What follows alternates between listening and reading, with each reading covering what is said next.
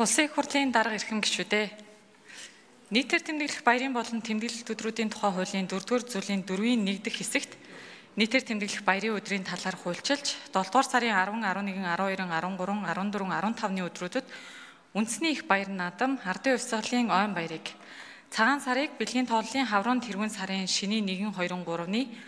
өдрүүдэд шинэ жилийг 1-р сарын 1-ний өдөр, олон улсын эмэгтэйчүүдийн өдрийг 3-р сарын 8-нд, хүүхдийн баярыг 6-р сарын 1-ний өдөр, үндэсний эрхчлөө тусгаар тогтнолоо сэргээсний баярыг 12-р сарын 29-ний өдөр, Их эзэн Чингис хааны өдрийг Их эзэн Чингис хаан мэндэлсний бэлгийн тооллын өвлийн тэргүүн сарын шинийн 1-нд, бүгд найрамдах улс тунхагласан өдрийг 11-р сарын 26-нд, Бурхан багшийн эхтүүчийн өдрийг бэлгийн тооллын зуны тэргүүн сарын шинийн 15-ны өдөр тэмдэглэн өнгөрүүлэхээр тус тогтоосон байна.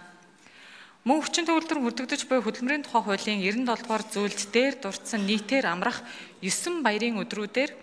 амархаар хуульчилжээ.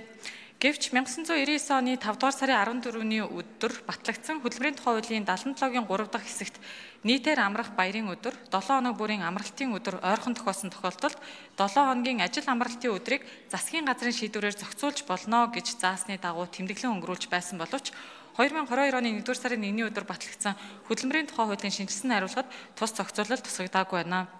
Өөрөөр хэлбэл нийтээр амрах баярын өдрүүд нийтээр амрах өдөр буюу амралтын өдөртөө давхцсан тохиолдолд хизээ тэмдэглэх уг асуудлыг хэн шийдвэрлэх нь тодорхойгүй байгаа бөгөөд тухайн ажил олгогчийн зүгээс мөн шийдвэрлэх хэрэгцээ хэм хэмжээ уг хууль тусгагдаагүй байгаа. Иймд нийтээр тэмдэглэх баярын болон тэмдэглэлт өдрүүдийн тухай хуульд нэмэлт оруулах хэрэгцээ шаардлагыг үндэслэн хууль тогтоомжийн тухай хуулийн 16 дугаар зүйлийн 16-гийн 3 заасны дагуу нэмэлт оруулах хуулийн төслийг хөдөлмөрийн тухай хуульд нэмэлт оруулах тухай хуулийн төсөлтэй хамттан боловсрууллаа. Улсын их хурлын эрхэм гишүүдээ нийтээр тэмдэглэх баярын болон тэмдэглэлт өдрүүдийн тухай хуульд нэмэлт оруулах тухай хуулийн төсөл болон хамт өргөн мэдүүлсэн хөдөлмөрийн тухай хуульд нэмэлт оруулах тухай хуулийн төслийг чуулганы нэгдсэн уралдаанаар хэлцэн шийдвэрлэж өгөхийг та бүхнээс хүсье. Анхаарал хандуулсанд баярлалаа. За төслүүд